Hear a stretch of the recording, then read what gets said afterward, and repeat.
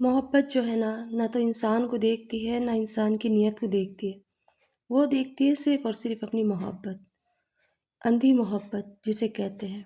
मैं तो उसे अंधी मोहब्बत ही कहूँगी, कि जो मेरे साथ हुआ मैं नहीं चाहती किसी और के साथ हो। मुझे फ़ोन का बहुत ज़्यादा शौक था। घर वालों से लड़ झगड़ के, पैसे जमा करके और सबको मना के, सबके साथ लड़ाइयाँ करने के बावजूद भी मैंने घर में फ़ोन लिया, वो भी अपने लिए। मुझे फ़ोन से बहुत ज़्यादा लगाव था। रात और दिन इंस्टाग्राम चलाना, फ़ेसबुक पे लोगों के साथ दोस्ती करना, ये एक शौक बन गया था। ये सारी चीज़ें सीखी थी मैंने अपनी दोस्तों के साथ। वो दोस्त जो कॉलेज में है ना, फ़ोन लेके जाया करते थे और मुझे दिखाया करते थे। मेरा भी मन करा मैं भी फ़ोन लूँ और मैं भी ऐसे ही करूँ। इंसान को बिगाड़ने का हाथ सबसे बड़ा होता है दोस्तों का और उन्हीं की वजह से मेरी ज़िंदगी नर्क से बदतर बनी। शादी का तो दूर-दूर तक भी ख़याल ख्वाब भी नहीं था। लेकिन जब से फ़ेसबुक पे मैंने अच्छी-बुरी चीज़ें देखनी शुरू की थी, अब मेरा भी मन करता था कि मैं भी शादीशुदा हो जाऊँ और मैं भी वो सारी चीज़ें करूँ जो शादीशुदा लोगों के साथ होती हैं। और इस तरह से मैंने एक लड़के के साथ में फ्रेंडशिप करी। फ़ेसबुक से ही मेरी शुरुआत हुई ज़िंदगी की कहानी जो थी फ़ेसबुक से ही शुरू हुई थी। वो मैसेज करता, फ़ोटो भेजता, मैं मैसेज करती, फ़ोटो भेजती और इस तरह से हमारी दोस्ती बहुत पक्की हो गई। उसने अपने घर-बार के बारे में बताया, उसने बताया कि मैं मुंबई में रहता हूँ और मेरा काफ़ी बड़ा घर है, कारोबार है। यहाँ तक कि उसने वहाँ जाके अपने घर के अंदर वीडियो कॉलिंग करके दिखाई, अपनी कंपनी दिखाई कि मेरा इतना बड़ा कारोबार है, कपड़े का कारोबार काफ़ी बड़ा है। ये सारी चीज़ें देख के कहीं न कहीं मेरा दिल पिघलने लगा और मैंने भी ये सोच लिया कि क्यों ना मैं इसे अपने सपनों का शहज़ादा चुन लूँ और इससे ही शादी करूँ। घर वालों तो मुझे पता था कभी भी नहीं मानेंगे। फ़ेसबुक का प्यार सुनते ही वो तो आग बबूला हो जाएँगे। इसीलिए मैंने घर वालों के किसी के सामने ज़िक्र नहीं करा और बस चुपके मैं उससे बातें करती और फिर एक दिन उसने मुझसे कहा कि तुम मुझे अपनी सही-सी तस्वीर भेजो ताकि मैं फ़िल्मी दुनिया में तुम्हारे लिए कुछ कर सकूँ। तुम हीरोइन की जैसी लगती हो, बहुत आगे तक जाओगी। ये बात सुन के हर कोई लड़की खुश हो जाती है और ये सोचती है वाक़ई में मैं हूँ ऐसी। रंग भी गोरा था, बाल भी बड़े थे, हाइट भी बहुत अच्छी थी।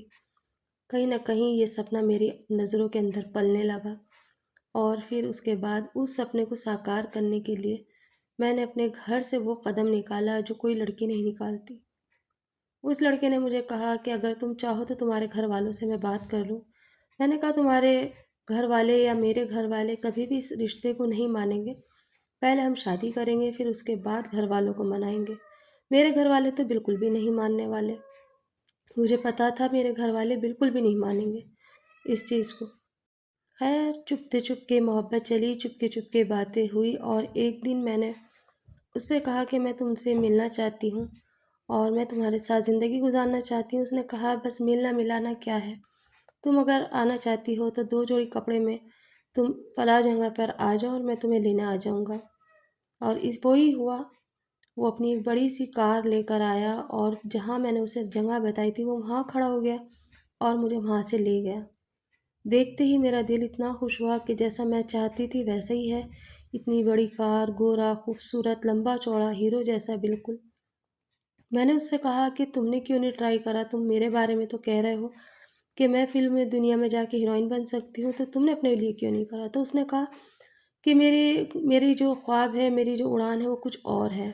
मैं बहुत बड़ा आदमी बनना चाहता हूँ, मेरी उड़ान ये नहीं है, मैं उससे भी बड़ा बनना चाहता हूँ।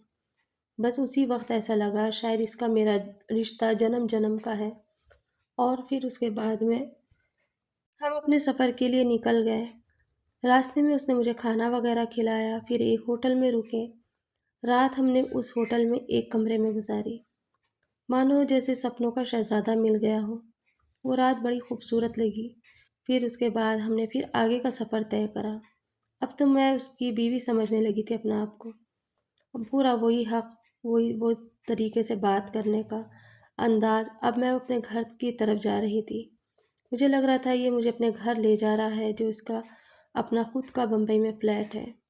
और इस तरह से मैं उसके साथ गई। रास्ते में उसने फिर एक बार کولڈ ڈرنک لی اور کہا کہ تھوڑا ٹھنڈا پی لیتے ہیں تاکہ اچھا لگے، پھر اس کے بعد آگے کا سفر طے کریں گے۔ میں نے کہا ٹھیک ہے، اس نے کولڈ ڈرنک لی اور مجھے پلائی۔ کولڈ ڈرنک پینے کے بعد اس نے بھی پی، میں نے بھی پی، لیکن تھوڑی دیر کے بعد مجھے یہی نہیں پتہ چلا میں کہاں ہوں کہاں نہیں۔ نشہ اتنا تیز تھا کہ کب میں گری، کب کیا ہوا کچھ پتہ نہیں۔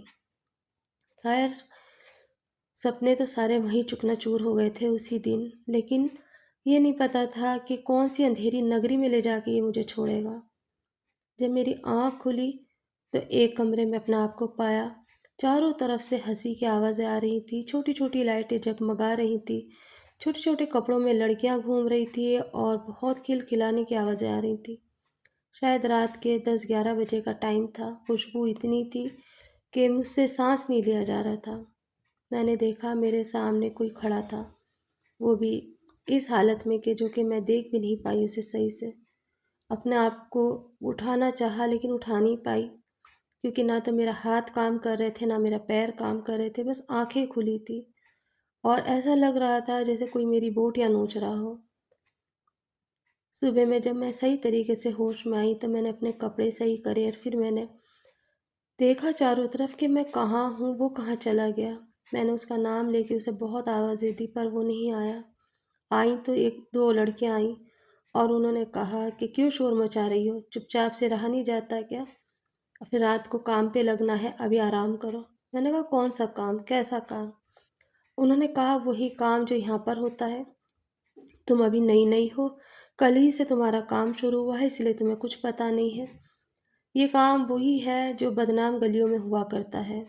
تم آج دلی کے ایک مشہور کوٹھے پر ہو، جہاں رات کی رانیاں بنتی ہیں اور دن میں وہ ودھوا ہو جاتی ہیں۔ میں نے کہا نہیں، میں تو بمبئی جا رہی تھی، میں یہاں کیسے آ گئی؟ تمہیں شاید غلط فہمی ہو رہی ہوگی۔ انہوں نے کہا سب یہی کہتی ہیں، جو تمہارے ساتھ تھا وہی ہمیں بھی بیچ کر گیا تھا، اب تمہاری باری تھی، تمہیں بھی یہاں بیچ گیا۔ میری کانوں پہ ایسا لگا جیسے کسی نے گرم تیل ڈال دیا ہو، دھرتی کانپ گئی ہو، سمجھ میں نہیں آیا یہ کیا بول رہی ہے، کیا ہو رہا ہے۔ پر جسم تھا، پر اس جسم میں جان نہیں تھی۔ ایسا لگ رہا تھا جیسے مانو آسمان ٹوٹ گیا ہو۔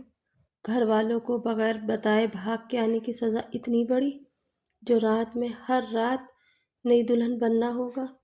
پھر میرے سامنے کچھ کپڑے لا کے ایسے دیے گئے جو میں نے کبھی پہنے بھی نہیں تھے، سوچے بھی نہیں تھے۔ میں تو ان کپڑوں کو خوابوں کی ملکہ پہنتی ہوگی یہ سوچتی تھی۔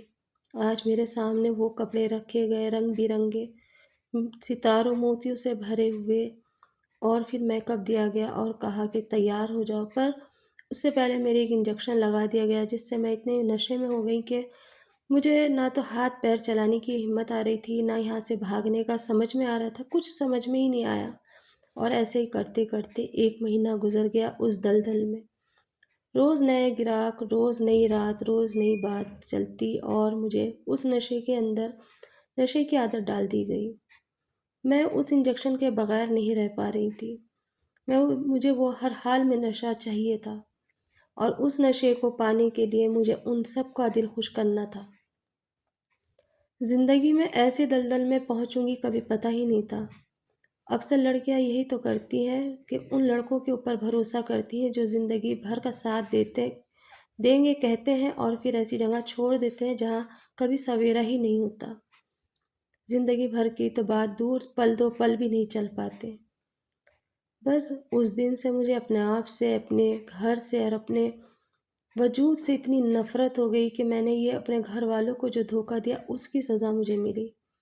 وہ بھی سزا اس روپ میں کہ جو کبھی ختم ہی نہیں ہوگی۔